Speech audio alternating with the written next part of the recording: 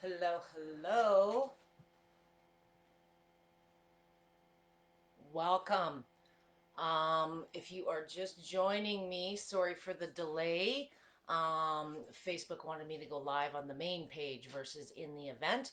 Um, if you are here joining me today, please someone make a comment so I know that we are live on the other end if you are here with me.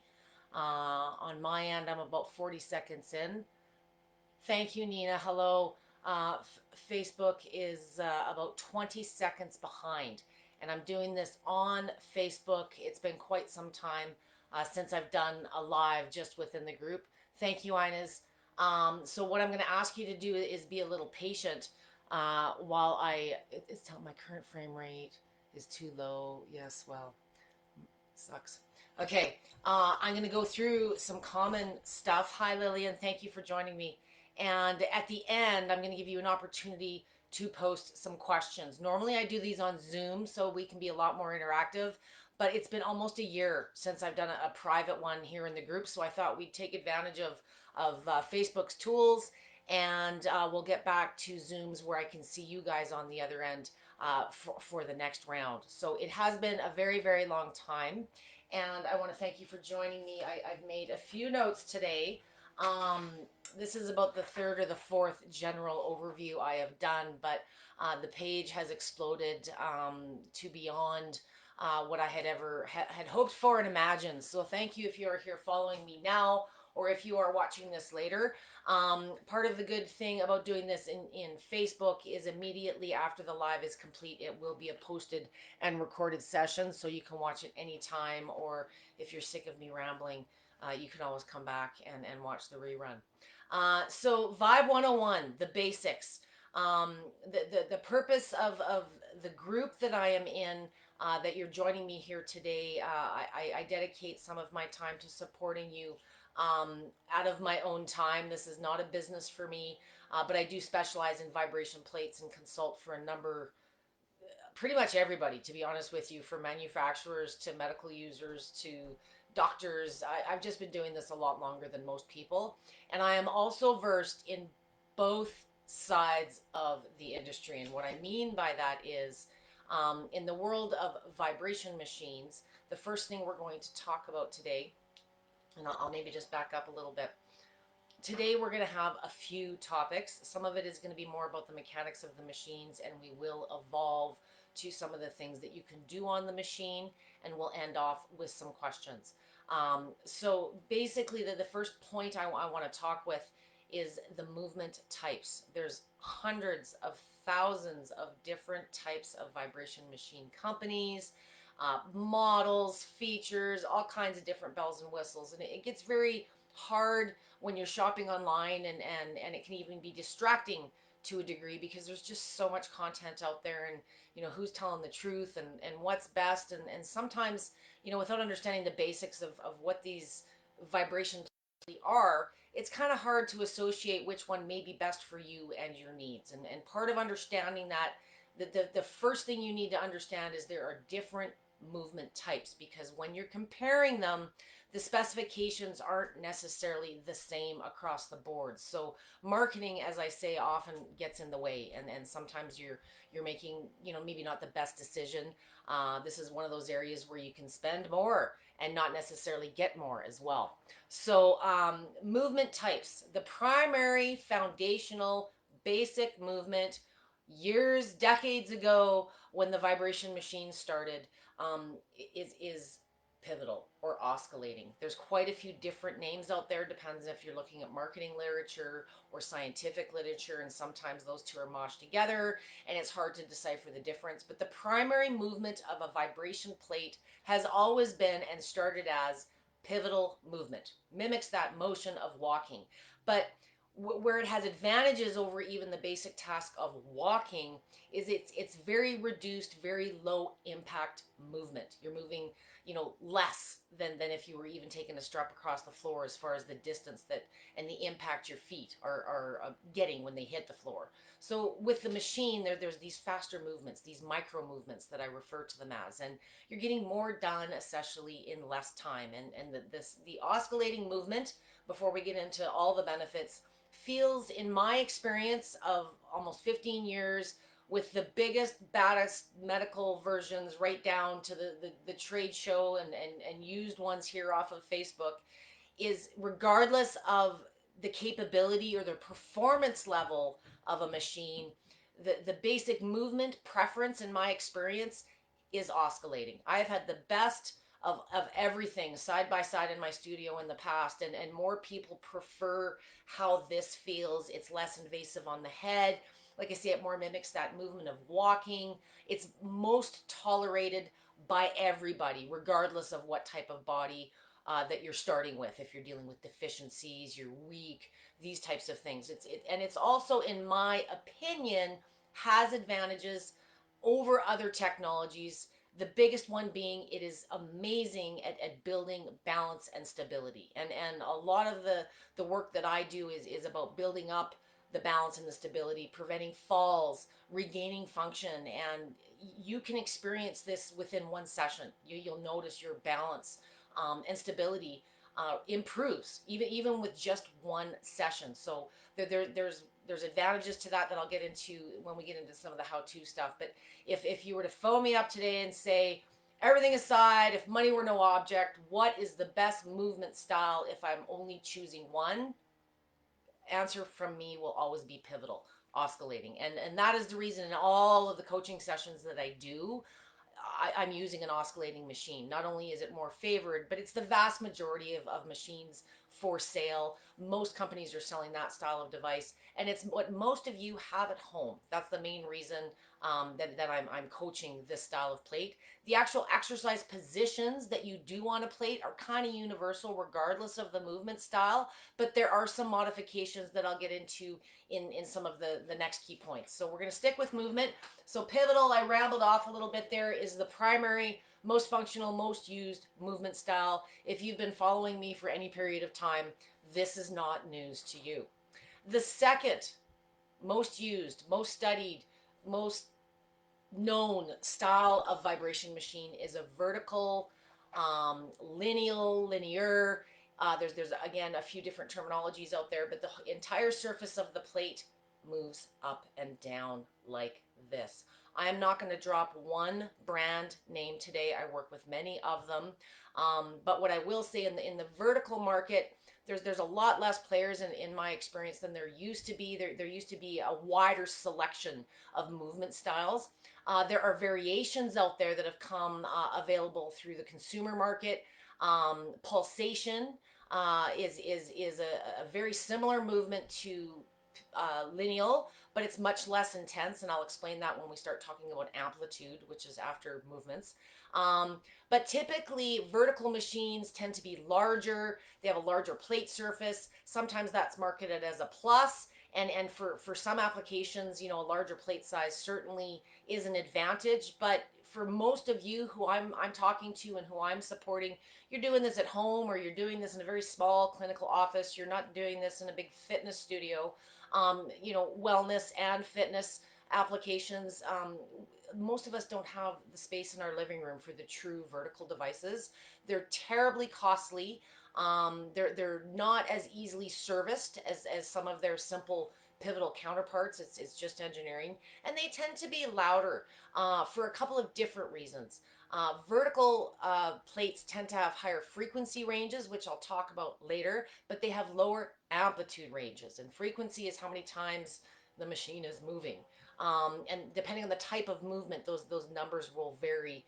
And with a vertical machine, because they're moving more times per second, they tend to be louder. It's just the nature of the machines. It really does boil down to user preference. And in the vibration machine industry, I would say, between the manufacturers and some of the science, there's always from what I've seen from my perspective, there's always been this battle, vertical versus pivotal, or who's better or why. And in my experience and just having the good fortune of having gotten into this early on, owning the best examples of each in the scientific world, it really does boil down to user preference. And in my experience, a lot of my clients used both. Some of them, used this one for a period of time. Some would use this one for a period of time. And I long term feel the benefits are very similar between the devices. What really it boils down to is you, the user. If you don't like how it feels, you're not going to use it. And the downside of vertical, as a coach, as a user, always has been, it's not harmful, but there's something about this head vibe, this head buzz. Again, it's not harmful. Some people find it exhilarating and quite enjoy the stimulation. It is a stimulation. That's all that it is. You're not shaking your brain. You're not causing any issues. But it's just not everybody's favorite cup of tea, and it does have a different feel. So the latter types of movements, we'll move on now. We've talked about pivotal. We've talked about lineal or vertical, which by far are the vast majority in the research. Um, Most of the machines in the consumer world today, what you're seeing available through Amazon and many of the more affordable companies, they absolutely offer a pivotal oscillation. Some of them have a vertical. Some of them have combinations. So it really does boil down to what you personally prefer. And if, again, I was making a recommendation, you're just getting started, that this is something you're using for therapeutic gains, start with a good basic pivotal platform. But I do encourage you to shop around, and if you've got the ability to get on a few machines and have that physical experience, you'll know what I'm talking about. I love my vertical platforms, but I started in vertical. I learned on vertical.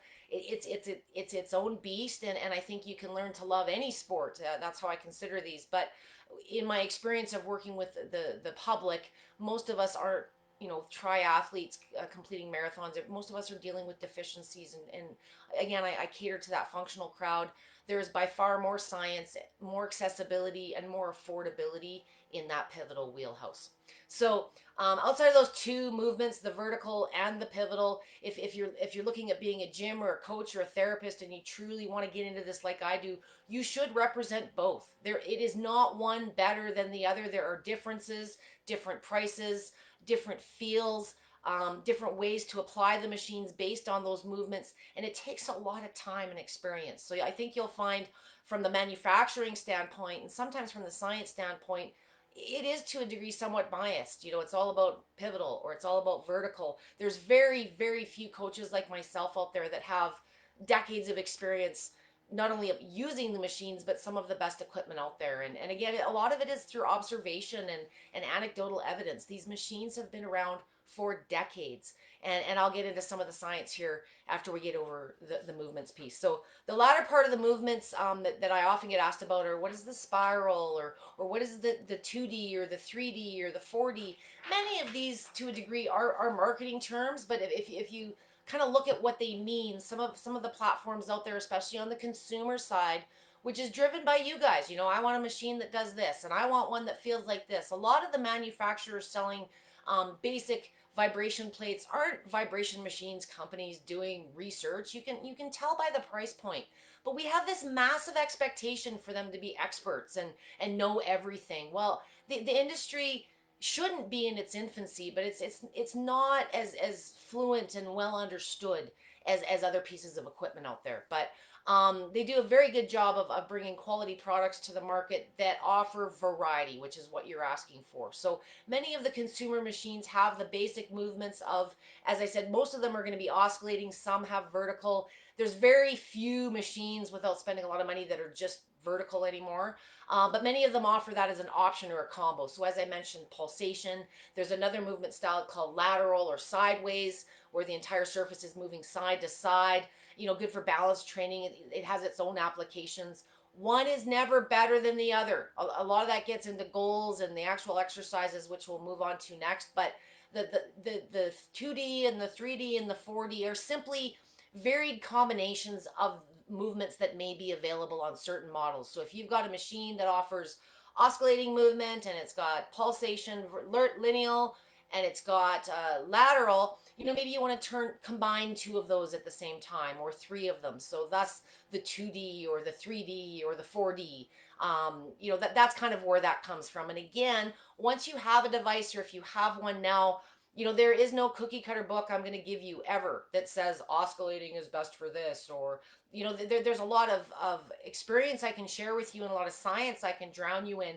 But again, it really boils down to what feels best for you, because that you're going to be the one doing it at home. So it's great to experiment, and sometimes your tolerance changes. Maybe you're recovering from something, and what felt good today doesn't feel so good tomorrow. Maybe you have a chronic condition. It's like you have good days and bad days. So the more you understand the equipment that you're working with, how it operates, what options you have with it, the more you can experiment to add variety and just keep things going. Okay. um Movement types. We're going to move now to two very important terms that every vibration machine has, that nobody really understands, and everybody thinks they understand, but I'm going to do my best to explain it in simple terms. There are two things that affect what's happening to your body on a vibration machine. The first thing, and the most important lesson that probably is the least talked about, that I want you to understand, is amplitude. Amplitude, and I'm going to start walking over to my machine. So any of you that have a sore bum from listening to me talk up until this point, feel free to join me. I'm going to do some basic shaking, and I will come back and look at the screen here in a few minutes. Okay, so I am working, big surprise, in oscillating mode. As I mentioned, if you're just joining me, it is the primary movement. It is the basic movement. And it has, to a degree, the most variations that you can do, in my opinion. There's more you can vary and change and mix up with an oscillating platform than anything else out there in that simple movement category. So we were talking about amplitude, and if you've followed any of my sessions ever, the first lesson I try to hammer home is amplitude. And amplitude is a simple term for how much the machine is moving you each time it's moving, how far it's moving you up and down or side to side. So on an oscillating platform, the pivotal style, where we're moving like we're walking, it's very much like a teeter-totter. And if you think logically about a teeter-totter, if you're sitting on the end versus sitting in the middle of it, you're moving more on the outer edge because there's more swing. A vibration plate is the same. So if you stand, or as I'm doing seated right now, which is a good, if you're scared to death of this thing, or you're in pain, sit down in a chair and just expose the lower extremities as a starting point, just to get a feel for it.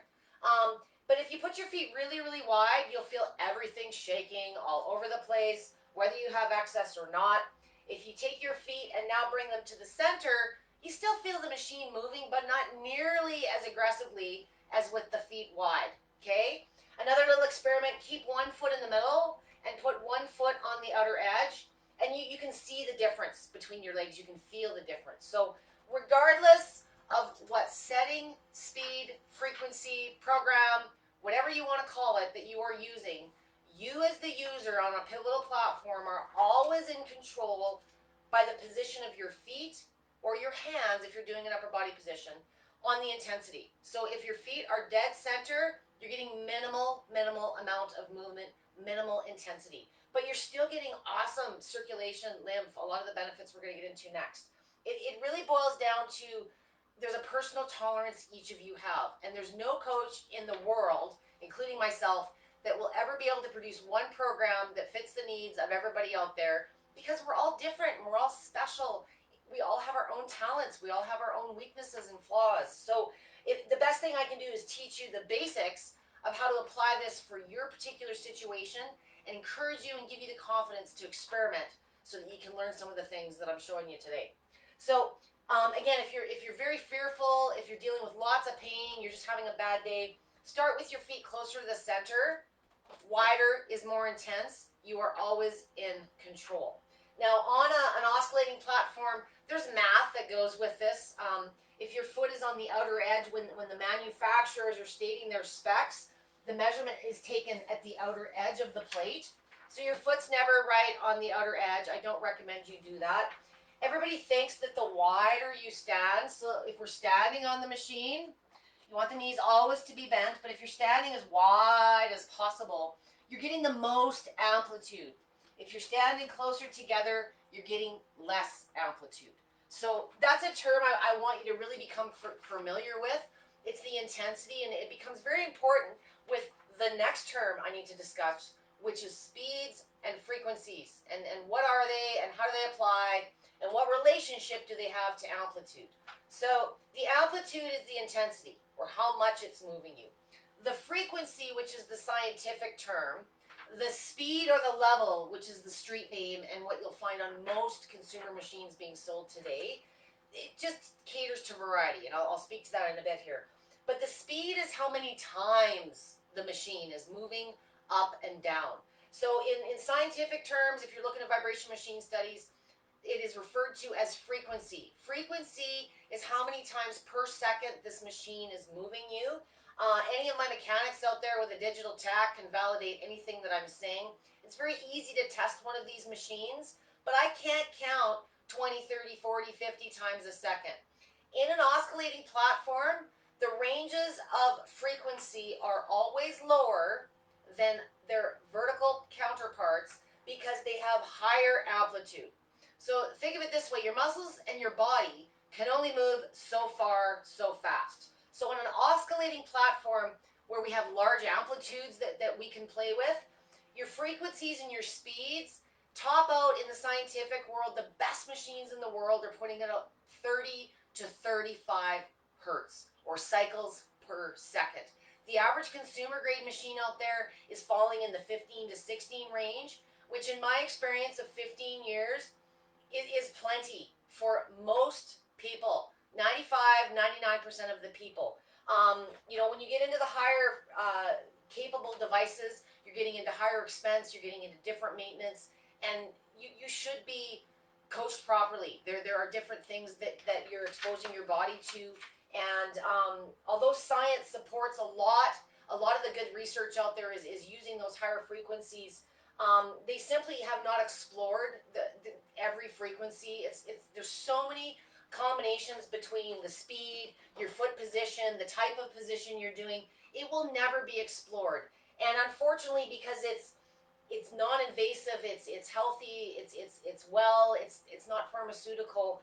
That this isn't the biggest area of research. There's lots of research. There's thousands of studies out there. If that's what you want to delve into, but instead of making this more complicated and scientific than it is, think of this more as an environment. This is an environment that combines an intensity, so your amplitude, with whatever frequency or speed level, how fast you're moving, to create activity on your muscles. And in a seated position like this, how many times per second you're moving, you can play with your speeds, your levels, or if you've got a medical device, the frequencies. And what you'll feel with the slower ranges, the slow ranges on a pivotal or an oscillating machine, they're very choppy. They're very, I just want to talk about some of the characteristics. You feel everything shaking. The really, really slow ranges are really more ideally suited for things like balance and stability. So if you suffer with poor balance, hypermobility in those joints, you tend to have falls and those types of things. Just standing on the platform for 30 seconds to a minute, you're going to notice an improvement in your balance within one session. You're going to notice an improvement in relaxation. You're going to have an immediate burst of circulation and lymph. And to be honest, the appeal of this machine overall is it's so much easier than walking. You're getting so much more done in less time. What I encourage you to do if you are having deficiencies, you're below baseline, you deal with pain, you might find the slow speeds, the starting speeds, you might find them uncomfortable. As I said, they're more about balance and stability. And every single company you talk to out there, if you ask how to get started or what speed I should use, the answer is going to be, we'll start slow. But what I want you to understand, most people are what they're trying to say is, be conservative. Being slow doesn't necessarily speak to the speed. What is your foot position? What type of exercise is it that you're doing? Are you just sitting here watching TV? Or are you doing a really mean squat? Because that's going to play into how long you can last, how long your knees and your back are going to last. So it's never a black and white answer, but what I will say about speeds, just to wrap this up, is the slow ranges are really where I personally, as a trainer, prefer you do not begin. On your oscillating platform, bring it up to a mid-range. You'll notice if you bring your feet a little closer, which is how you should experiment, bring the feet close and bring the speed up a little bit, you'll notice it gets smoother as it gets faster. Those mid speeds, they're a little better for relaxation. You know, the more movements per second you're going, you're obviously challenging yourself more if you're doing fitness type positions. So you want to experiment with the frequencies. It's not always about going top speed all the time. You know, where do you go from there? The body gets used to anything after a period of time. So as a quick shortcut, the slow stuff, keep that for your yoga moves, your planks. You know, if you are looking at improving balance and stability, the nature and the beauty of a pivotal style platform is you're always being destabilized. You're moving side to side. Your body always kind of has to stabilize itself. That's why your balance is improving. But if you're dealing with falls and pain, I think you'll find a closer amplitude, a closer foot placement, and a faster speed level or range is going to be more comfortable just as a starting point. Okay, I'm going to move on. I have to do it justice. Vertical platforms have different frequencies. I do not have a vertical platform set up here today, but vertical platforms move much less. Their amplitude is a fraction of what an oscillating platform is. Therefore, they have the ability to move much faster. So because the distance the machine itself has to move is like the best in the world, the best vertical platform in the world ever made, I'm not name dropping, is about 4 millimeters. On the average oscillating platform, if your feet are wide, I mean, on some models, you could be as much as 10, 11 millimeters. So vertical platforms on the consumer side, you're probably averaging 0.1, 0.5 of a millimeter. So you'll see the frequency ranges on a true lineal platform. Some of them refer to as triplanar. I'm not going there today. But generally, it's a vertical movement. They're going to have ranges of 40 to 60. The slower ranges on a vertical platform, if you've got one that goes as low as 30 to 40, 45, is typically more your exercise and your wellness speeds, frequencies. They may be represented in levels, but the true frequencies are those ranges if you look at studies.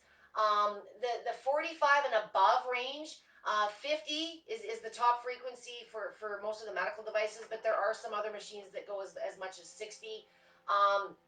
They're not terribly comfortable for standing poses and things like that. They're more ideal for body sculpting and massaging and applying body parts directly to them. Standing on them, the teeth chatter and the head vibe, in my experience, in my opinion, isn't tolerated well by most users. So those higher speeds, there's a lot of studies out there that say, hey, 50 hertz is best for this, or 20 hertz is best for this. It's only one part of the equation. So for those of you that are asking me those questions, I saw this study that said 50 hertz is best for cellulite. That's one frequency on one type of machine.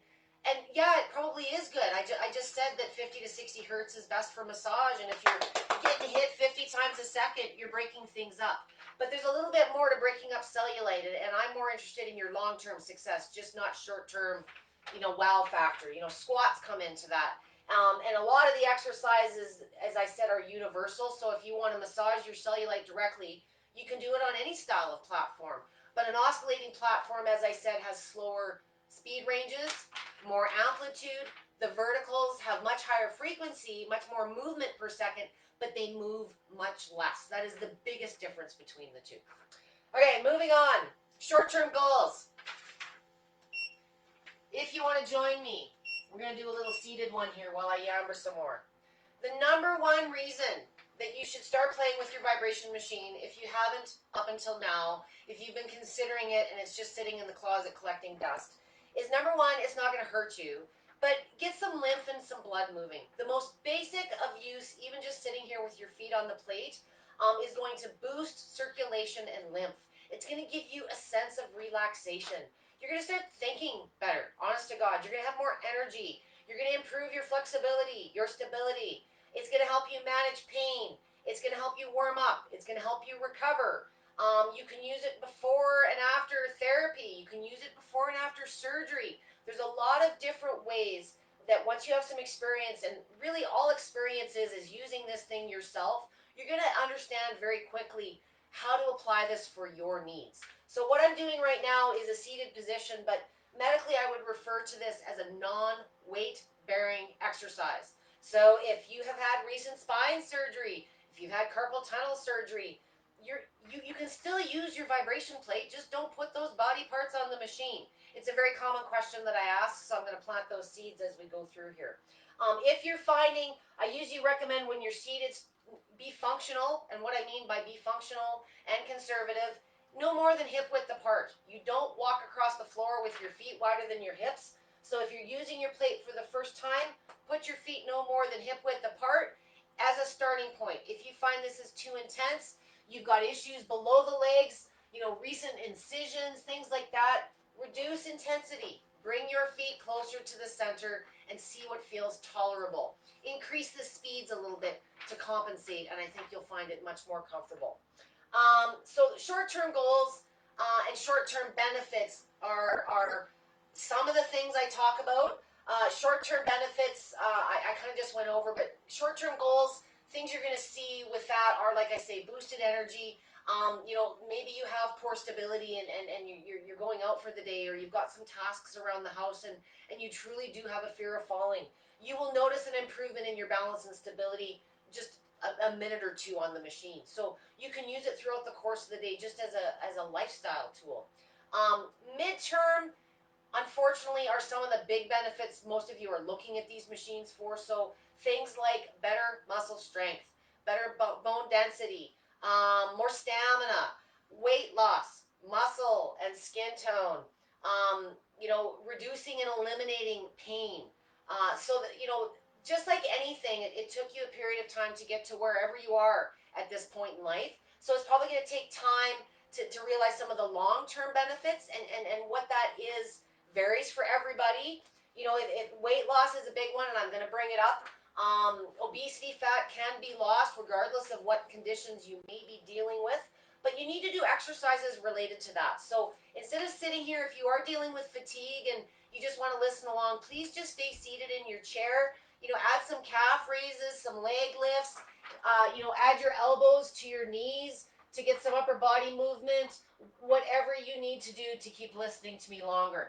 If you want to lose weight, if you want to get stronger, there's a few things you need to do, and you need to align the goals with the moves. And all I mean by that, many of you would like to believe that you can just stand here for 10 minutes and the machine is miraculously going to take care of everything for you.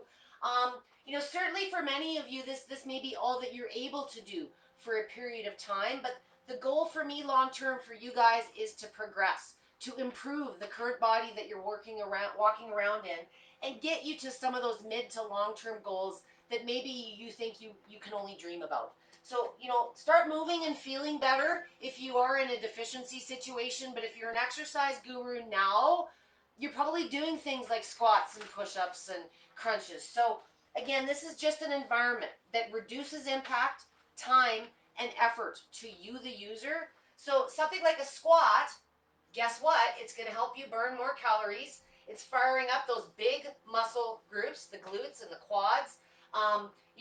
The hamstrings and the lower body is forcing to stabilize you on this thing that's moving back and forth. You've got all these micro movements of the muscles.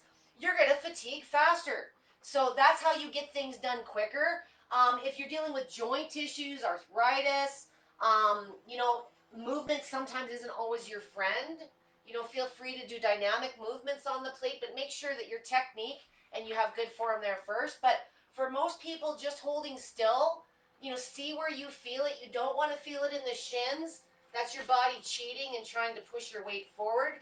Keep those heels good and planted, and you should feel in a squat, or the minute you start going a little lower, whatever your squat looks like, you should feel the burn in your quads. So, that's just a very simple variation, but that's sort of leads me to my next topic. Now that we've talked about a few benefits, feel good versus fitness use. So feel good is so many things. Right now I'm doing an example of what feel good use is. This is an example of feel-good use. This is an example of feel-good use. All that feel-good use is for me, it's a minute or two throughout the day whenever you kind of need a fix. Whether that is to treat a symptom that has gotten worse, your pain has increased, your swelling has increased, you're too tired, your back hurts, your knee hurts, whatever it may be, just getting that lymph, that basic lymph and circulation, stress relief, tension, just start moving and feeling better. That's the very basic way to fall in love with this device. And the number one reason so many of my users have long-term success is, if you don't feel like doing your big old workout today, at least do something. So you can still feel better, maintain the results that you've achieved to date for the work that you have done so far. Um, how long and how often? So fitness, feel good use fitness. I'm gonna bring the how long thing. For feel good use, a minute or two really whenever you need throughout the course of the day. If you deal with restless leg and you want to do a couple minutes before you go to bed, if you've got MS or you've got fibromyalgia and those quads are just killing you, fire those muscles up. Do a baby squat for 30 seconds. Get the blood and the lymph there.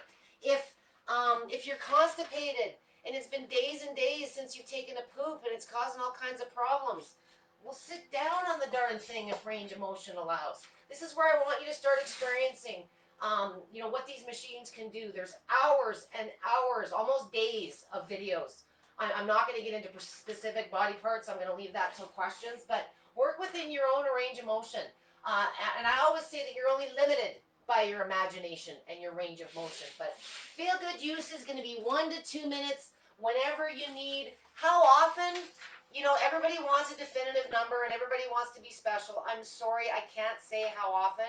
I've got people using it once an hour. If you're in pain and and it's giving you relief, a minute or two every hour isn't unfeasible. Am I encouraging that? No.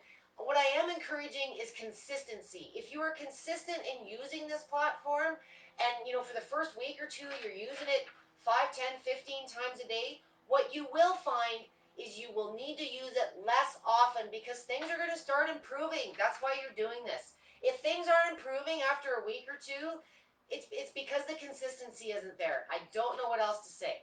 So, start moving and feeling better. And as you progress, we can talk about fitness. You can progress to that. But strictly for feel-good use it as needed to manage symptoms throughout the course of the day, boost energy, dissipate swelling, whatever it is. Use it for a minute or two before other things that you're doing. The gym, after you've been sitting in the car or driving home in traffic. A minute or two goes a long way. I call them spot treatments, pre-treatments, whatever you want to call them. If you're sitting at your desk, I think they say you're supposed to stand up for a minute for every hour that you're seated. Okay, well, throw one on your desk and get some lymph and some circulation going if neuropathy is developing or you have other chronic issues. Your body is seeking activity, and this is just a very simple way, a simple environment to give it what it needs. Okay. Fitness. I want to go back to fitness here. How long and how often for fitness? Well, as I said, this isn't some weird alien device. If you're exercising regularly now and you're that type of person, how often are you exercising now? How often are you doing different body parts? So the feel good separate to the fitness. If you're doing, a total body workout and you're doing some squats and you're doing some planks, really the goal with fitness is push to fatigue. So on a vibration machine, if it's your first squat, I want you being static. There's no reason you shouldn't fatigue within 30 seconds to a minute. So if you want to do a couple reps, that's up to you. If you're lasting longer than a minute, I challenge you to maybe make the position harder. Maybe you need to add some dynamic movement. Maybe you need to pick up some weights. Maybe you want to put a ball between your legs. Where you're at in your athletic conditioning is a variable for me, and there's a lot of you out there. But what you want to make sure, if you're doing fitness positions per exercise, you should be feeling it in 10 to 15 seconds. If you're not, maybe just take a look at your form, make sure you're making it as challenging for you and your body type as you can. I can't stress, coaching, trainer, If you've never worked with a person that's taught you how to do a proper squat, you know what? It's probably some of the best money you'll ever spend. If you've got a local trainer or you've got a friend that's working out now, you know, maybe go along for a few classes, investing a little time and just understanding, you know, what exercises are good for losing weight, what exercises are good for fixing a back, what exercises are good for getting muscles in my arms. You know, we kind of have a clue, but if you don't exercise regularly, it's not always common sense. So don't feel bad about it. I didn't have a clue about any of this until I got into the machines 15 years ago. And I learned very quickly that technique was important. So I suggest, you know, save some time. And especially if you're dealing with chronic issues, there's probably exercises your therapist has shown you. You know, again, this is just an environment. Practically any exercise or stretch can be done, perhaps with some modifications, but it's just a tool to make it more effective and easier for you personally. Um, okay, I want to talk about newbie things because that is really, when you first start out, there's a lot of emotional things that you can kind of go through. And I've been shaking here for about 10 minutes and it doesn't really affect me anymore. But I was doing a bunch earlier and I have to scratch. For those of you that are just starting out, you'll know exactly why I'm doing this. The number one common question I get from new Vibe users is, what is the itch? What is this? Pins and needles. I feel like my skin's on fire. Know that it's a very common thing when you're increasing vast volumes of circulation and lymph. It's just a sensation that you feel. How severe it is, you know, some people don't even feel it at all. Some people go crazy and never want to use the machine again because it's so bad. Not painful, but like skin crawling bad. It's very, very rare. For those of you that have had histamine issues in the past, I have had a couple of examples where people have actually had a histamine response. Not that you're allergic to the machine, but you know, I don't know what else is in your body, and when you're moving a lot of lymph, you know, you could have stagnant things in there. Maybe you know, you've got some old meds in your system. There's a huge amount of detoxification going on. What I will say is the itchy, the pins and the needles, regardless of how bad, if it's really bad, it's usually related to standing really, really wide and going too long. So when you're first starting out, don't go 10 or 15 minutes with whatever you're doing just because the machine is preset that way. Try 5 minutes. See how you feel. Go back and do some more later. If the itchiness is really bad, you'll be glad that you didn't do it longer. But if you find the itchiness is really bad, bring your feet closer in whatever exercise you're doing and reduce the time. I guarantee you within 2 to 3 weeks of consistent regular use, it's not going to be an issue anymore. The itchiness, the pins and the needles, it does return. If you take a long break, if you've been using it for a really, really long time, and you take like a month off, or maybe you've gone in for some surgery and couldn't use your machine, didn't have access, it will return, but you'll remember what it is and it'll dissipate quicker. Your body already knows what this is. It's already assimilated to it. And, you know, once your body kind of gets used to this new stimulus, you don't really go through all the newbie same things again, even if you're trying different movement styles. I'm a little parched and I want to come back and see you better. Okay, last couple, two more newbie questions. Specific to my lipedema group.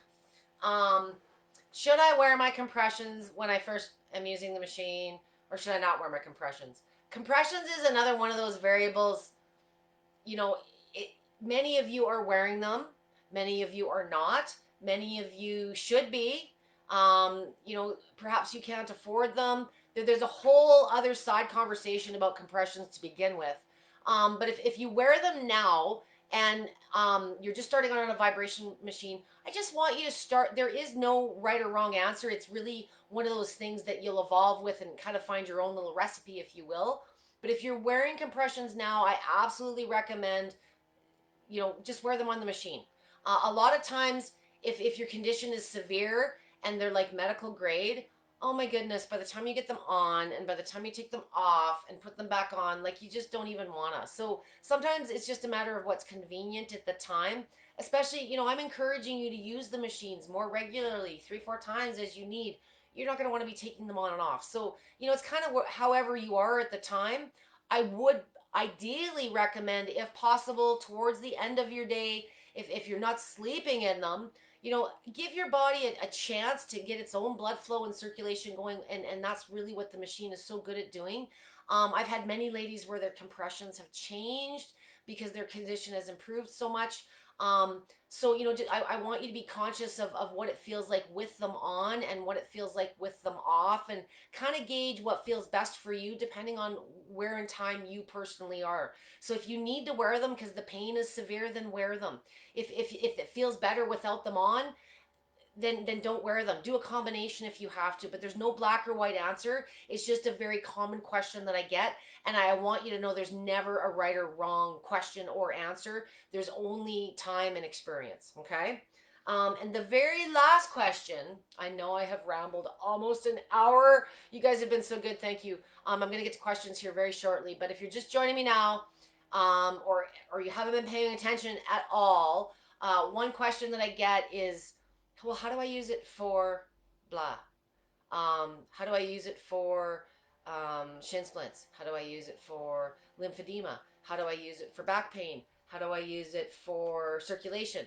So, again, the big mystery I don't have is you.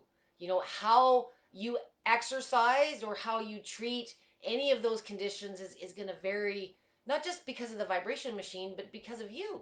Well, what are you dealing with? What do you look like? What do you eat? How's your sleep? There's so much more that I can't again do the cookie cutter answer to, but you know, it's not really about a specific condition thing. And there's a lot of companies and there's a lot of research out there that are marketing these machines exactly that way. Oh, vibration machines are great for cancer. Oh, vibration machines are great but they're not telling you, well, what's the program? What are the moves? How long did you do them for? What were the settings? So there's a little bit more to it. But if I were to give you a single answer of why a vibration machine is better for any of the things I mentioned, is because it's easy, it's simple, it feels good.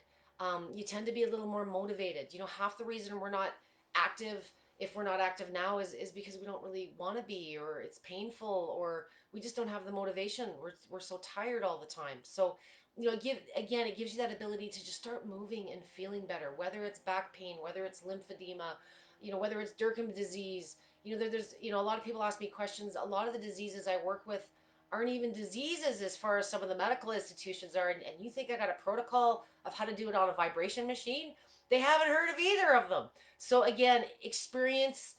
I'm sharing what I can with you, but step up onto the plate, get started. You'll never ever hurt yourself.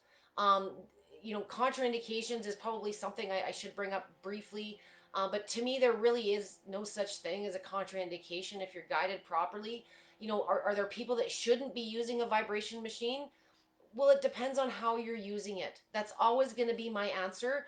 If you've just broken both of your legs, you probably shouldn't be standing on it. I don't think you could. But you could certainly sit on it, or you could certainly, there's always a way. Use the arm straps. I gave a few examples earlier today, but really, to me, the only contraindications is if you are under medical care and you are currently being advised not to be active, not to bear weight for any reason, you should at least have a conversation with your doctor to see if a vibration plate is something to explore further. If the answer is, I don't know what a vibration plate is, or, oh my God, no, those things will shake your brain. If there's a sense of fear, there's a lack of understanding. And that's where I want within my groups, that I'm here as a resource, and there's usually always a way to use the machine, even though we may be modifying conditions.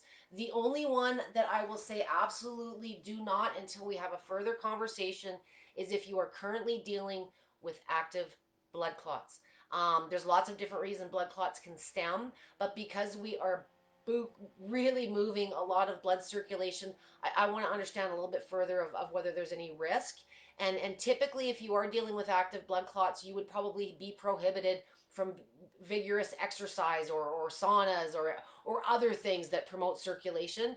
So it doesn't mean that you can't use the machine, but I think, I'm part of someone who may be on your team of care in a, tangent kind of way. So without knowing the fuller picture or all the ingredients in your recipe, we want to make sure that we're giving the best complement, especially if you are having other therapies or treatments. I simply want to give you, or whoever your care providers are, a better understanding of what this is doing to your body while you're on it, and then you and your caregivers can make a decision as to whether it's appropriate to go forward. And there's a lot of guidance here on my page that you have access to if you're here. So I think I have rambled enough. See, I even was trying to be organized today. So I'm sure I've forgotten something. I always do. I'm sure I've put a few of you to sleep. Thank you for letting me ramble as long as I did.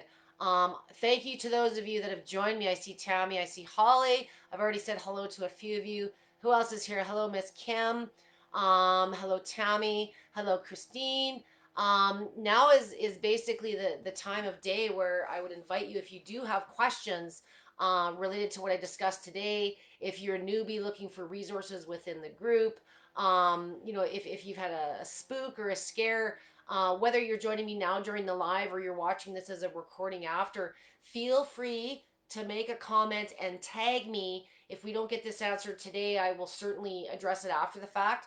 And sometimes I've rambled so much that you can't even think straight. And it's not until you process things a little later that you have questions. So feel free to post those after the fact if you think of something. Christine, I think, has a question. It says, I have a Triflex vibration machine that has a podium like thing to hold onto. Is it good in your opinion? So, Christine, this is one of those opinions. Is it good? They're all good. There's no such thing as a good or a bad machine, but it's understanding what is your machine. Does it move this way? Does it move this way? And there's guidance for whatever brand you have here in the group. I'm going to guess it probably moves you this way. The upright handles, you'll notice for most of my sessions, I have lots of commercial devices behind camera with handles, but for most of who I'm supporting, which is I want to help the masses, most of you are using plates without handles because you kind of have multi-purpose. You want it under the desk. You don't want it to be an eyesore. But if you're dealing with poor mobility, a machine with handles is something to hang on to. It also makes them a little bit easier to move around in the house if you are doing different things. It's probably, from a performance standpoint, Christine, it's probably the same as any other machine out there. What differentiates many of the companies out there, in my experience, I'm very service oriented. I'm a caregiver myself, and I always turn into the supportive mood before the sales mood. That's why I have these pages, and instead of, I'm the worst to give a sales pitch, but there are companies I recommend over others. Many of them through my group, and you'll see those recommendations separately. But it really boils down to, for me, you're buying an electronic device or a piece of equipment, and I really look closely at the warranty. The company itself, is it a company or is it just some product being sold online that you'll never be able to get somebody on the phone, especially if you're dealing with medical issues. There's, again, lots of machines out there, but some companies do a better job at better components, better quality. They sell more volume, so they just have more experience, better warranties, and again, more support. There's companies out there that share my stuff and promote me, if that gives you a clue as well. So there's lots of different brands out there, but as far as how you physically use the machines, most of what I'm showing you on my page here, Christine, is universal. So if that's a new machine and you're just getting started, to everybody, please, when you first join the page, I try sending everybody a personal note, but because we're not friends, you don't always see it till after the fact. But I encourage you to take a look at the pinned items at the top, the featured items. There's getting started videos. There's a machine review where I go over again the movement types. There's red light therapy starting videos. There's massage gun therapy videos. There's compression. I love vibration machines, but I also love combining things with them to accelerate effects. So, a lot of the pre-post treatment stuff I was talking about earlier, if you've got other self-care tools, absolutely a vibration machine before and after, whatever. A minute or two as a pre-post treatment. It's just going to optimize the effects of whatever you're doing to your body next. So that's probably the biggest number 4 question I get is, can I use my vibration machine before blah? or can I use it after? Blah. Absolutely. If you're using a machine now, you know what makes you feel good. So whether you want to do a big old workout or you just want to do a couple of minutes to get things moving, there's lots of ways you can incorporate this without it being a big workout all the time. And if you've got one, god darn it, get using it. There's no excuses. I'm giving it all away here. I want to hang on. I got this stupid thing on my screen. Okay, is oscillating okay for arthritis in the knees? Nina, it absolutely is. It mimics walking. What isn't okay for the knees is standing super duper wide, because that's the intensity. If you've been following me through this video, you are always in control. So if you're dealing with bad knees, bad back, bad attitude, reduce the intensity to tailor for your needs. Nina, I got into this 15, 20 years ago. I was a little over 200 pounds and I was up for a knee replacement, a partial, but I was too fat and I had to lose weight before I could get the knee replacement. And then I found this $15,000 medical German vibration machine, and the rest is history. And I never did get the knee replacement. So I might need to have some work someday, but I know what to do. I have my own little thing on the machine when I do overdo it, or if I wear heels, and I'm not 200 pounds anymore, needless to say. Um, Nina, I think you brought it up, but I might get a little upset here. I have blood clots in my lungs, 6 week in warfarin treatment. Thank you for the last comment. Jacinta, just be very, very cautious. And if you're worried that you have blood clots and you're not aware if you have blood clots, or you're scared if you have blood clots, talk to your doctor. There's a condition called DVT, and I have so many people that call me, oh, I've got DVT. Did you know that everybody has DVT? Everybody has DVT to a degree. It's whether it's we all have bumps and bruises, and some of them manifest worse on us than others. So DVT is an indicator for, and contraindications on a lot of these machines and any other devices. Contraindications are sometimes just something a company's not willing to support. It doesn't mean you can't use their device, but a lot of these companies that are selling machines for $200 to $300, you're looking for $2,000 to $3,000 worth of free support every year. They're not medical experts.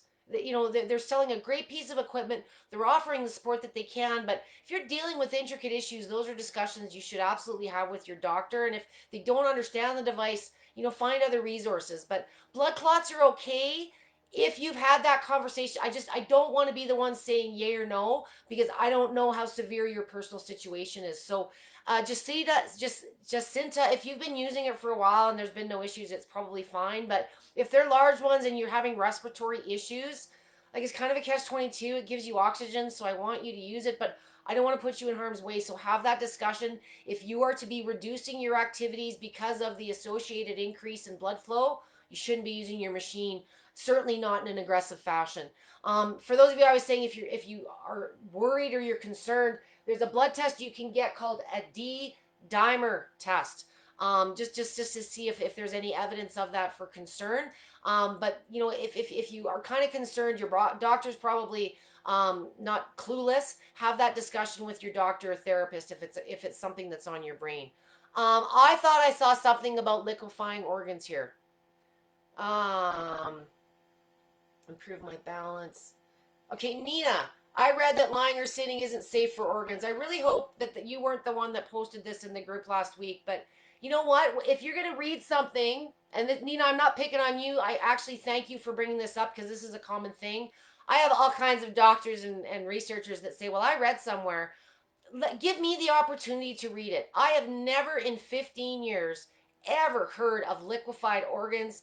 My own personal experience, Nita, and I can't promote this for lots of different reasons. My daughter has been on a vibration plate since she was an embryo. I've been doing this for 15 years, and you have no idea what I've been doing on these machines. It's ridiculous. It's fear mongering, and it's another company out there that's trying to sell something in competition with a vibration plate. That's all that those type of articles are. If there is something out there that claims that, I and the reason I want to read this is I would go to that company and I would hold them accountable, because what they're doing is they're turning people away from trying what might be the very solution to the problem they've been seeking for years, even decades.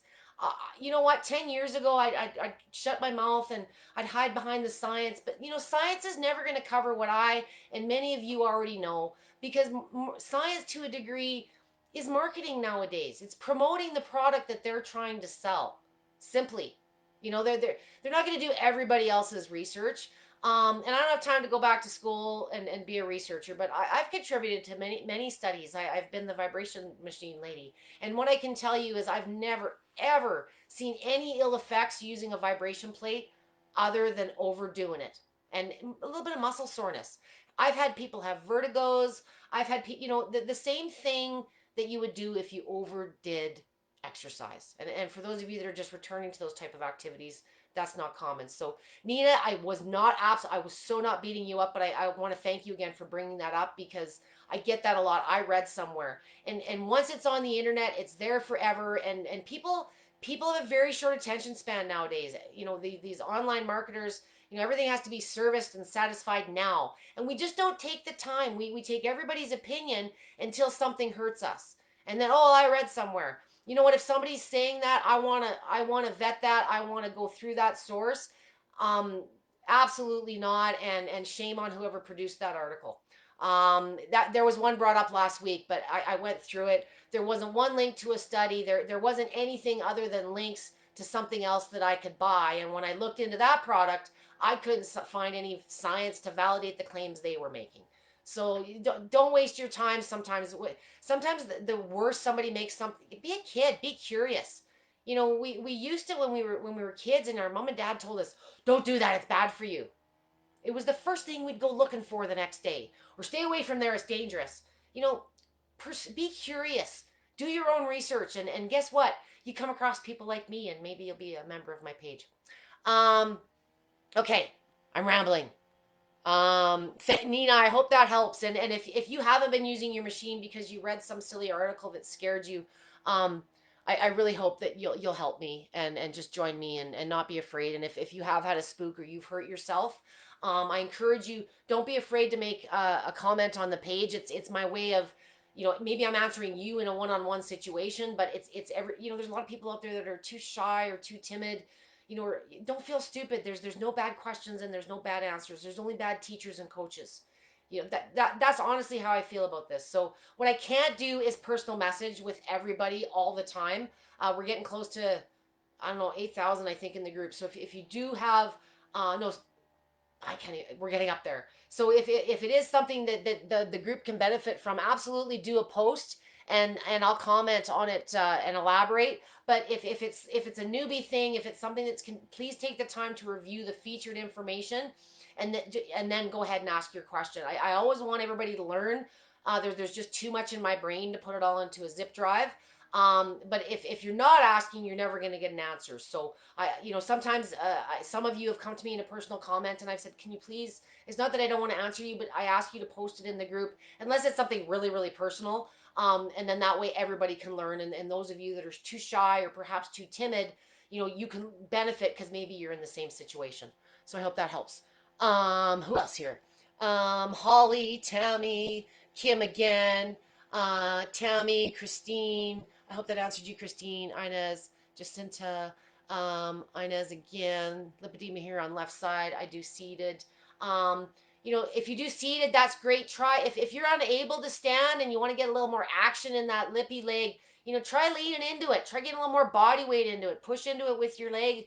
Trying to do some calf raises. And then if the right leg is a little stronger, stand on it alone. If you've got a deficient side and you can't stand, maybe you got a bone spur or you broke your ankle last week, there's nothing wrong with the other side and it's doing all the work. So you may as well give it some attention. Just a little tip.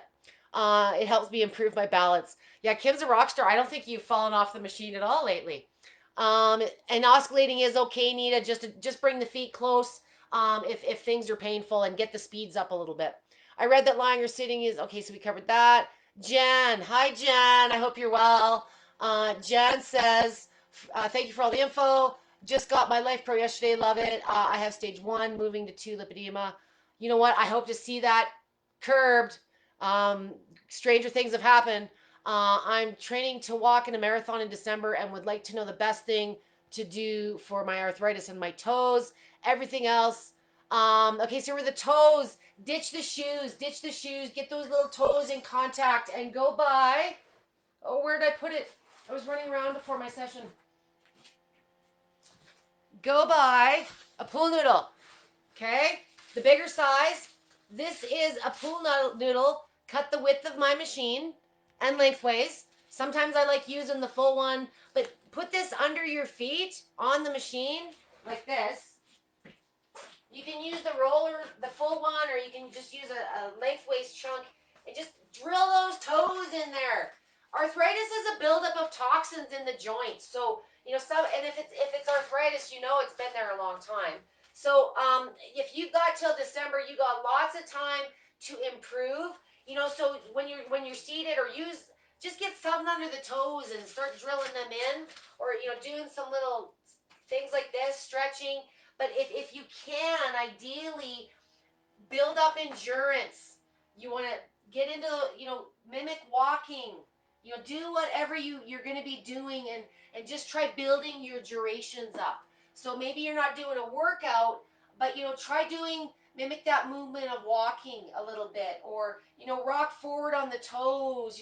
Just mix things up a little bit. If you're feeling stable on the platform. But if you're doing a walking marathon, you're going to be bearing a lot of weight. I encourage you start learning how to stand on the plate to minimize the effects of all that concrete you're going to be on. Step up onto the machine and step back down. There's a lot of different things you can try to build up that leg endurance. And I think, again, if you can just ditch the shoes and give the toes a little bit of attention, you're going to find it's going to be a non-issue. And if you have toe issues or heel issues, what happens is the foot tends to compensate, and then you can develop all kinds of other crap like heel spurs or other bad toes. So you got to get to the root there. If that big toe's giving you grief now, start giving it some attention, or you're going to start having other issues. It's the way the body works. It totally sucks. Karen, just starting out, how many times a day should we use the machine? I hope you watched the whole session, Karen. I did answer that already. It depends if it's feel good or fitness use. It depends on the goals. So, please watch the getting started videos at the top of the featured group. I've got people using it 10 times a day. I got people using it once a week. It really depends on what you're hoping to accomplish more than it specifically a condition, and who you physically are, where you're starting. So I don't know what your goals are. I don't know what type of body you're dealing with. It's not a black and white answer. Not trying to dismiss you, but there's resources that'll get into more detail, and then you can maybe better identify the best starting point for you personally. So if you haven't watched those, or you haven't watched them in a while, watch them again. Or if you haven't seen the beginning of this, jump back in and watch the beginning of this. What else we got here? Kim again. Kim, go eat your food. I gotta do the same here soon. Jan, thanks for all the great info regarding my toes. I hope that makes sense. What might not be a bad idea. It's all about vibration plates today, but sometimes if you've joined into my other sessions, for my knee, I just did 4,200 kilometers. Yes, 4,200 kilometers one way across the country, and then I drove back. Couldn't use my machine in the car, and I have a really bad. My thumb from hanging on that wire was so brutal. But in the back, I had like massage gun, a red light gun. I had all my other toys that I incorporate with the machines to get me through. But it felt so good to do a big old mean push up, and I had my hands and my shoulders and everything cracked when I finally did get there. So if you do have other tools, Jan, you can even use those, in conjunction with the machine. A vibration gun's a great tool, and even a red light therapy tool. Just other less passive, more passive than the machine. The machine's gonna get. If you had to pick one thing, I always say, of course, it's a vibration machine. Why? Because you can use it for therapeutic, but it can also offer weight bearing exercise gains. That's really what it boils down to. So that's on you. So the biggest challenge I'm going to leave you with today is challenge yourself. How you use it, how long, how often. Just start using it and play around. If you overdo it, you'll be a little sore the next day. So do a little bit. It'll help you feel better.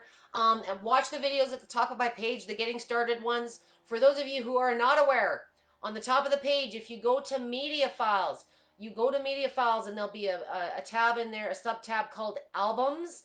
And in there is all of the videos I've ever done on this page. Some are product demos. I've got all my shake talks. I've got Kim with her Durkums in there. I've got product specials. I've got training specifics. Mondays and Wednesdays, Fridays and Wednesdays. I did like 20 videos each of everything I could possibly think of. So there's just so many variables, and each of you are so special and unique. It's impossible to give you a cookie cutter answer. I apologize for being vague if you've asked me something specific, but I want to empower you. I don't want to be the trainer that teaches you just enough, and then there's the big $10,000 surprise at the end of the session. I do offer personal coaching sessions. I charge a modest rate. I'm 40 for an hour for the group. Outside the group, I'm 100 an hour. But I'm the type of coach that tries to teach you to learn and empower you. I'm not here to teach you just enough so you have to keep coming back to see me once a week. I honestly don't have the time. That's why I have these free support groups. So take advantage of what I've provided you here. Self-serve as much as you can. And if you need some help, if there's something that I haven't covered, that's the purpose. And I just wish that I wish you pros- progress. I want you guys to move and feel better, but I can't make you step up onto this thing and get started. So if you've got a plate and you haven't, that's on you. I've given you the tools. If you're considering a vibration plate, there's some suggestions I also make in the featured as well. And if you're looking for personal coaching, please do post or send me a personal message and I can send you some information on that.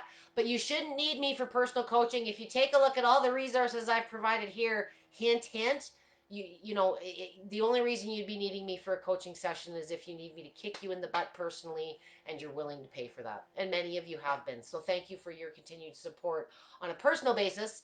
And thank you for joining me here today. I hope that helps. Nina, thank you for letting me know. And just keep me posted on that one. Nina, I don't like anyone going through those types of things, and there's so many things that could be causing it.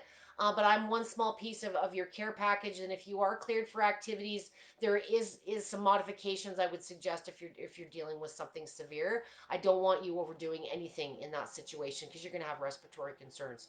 So thank you everyone. For those of you watching after the fact, please tag me if you have a question. If I've missed anything in the barrage of questions I do have here, I'm so sorry.